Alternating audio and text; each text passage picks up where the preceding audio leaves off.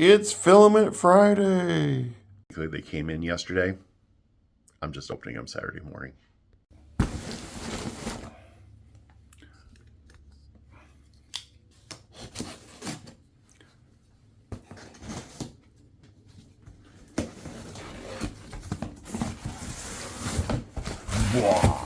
So that's the free mover.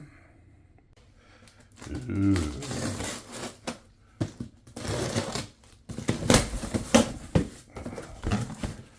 New maker. Oh, I got a little letter. We just got a letter. So a nice letter from Drew at New Makers, sorry. Very nice. So what I did is a little different this time. I normally just order PLA from New Makers, but this time I decided we're gonna do some Pet G.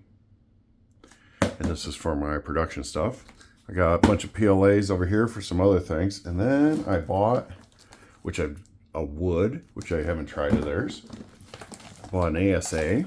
I bought a bronze silk, a copper silk, a gold silk, and a red silk. I didn't notice before the Made in India stickers on it.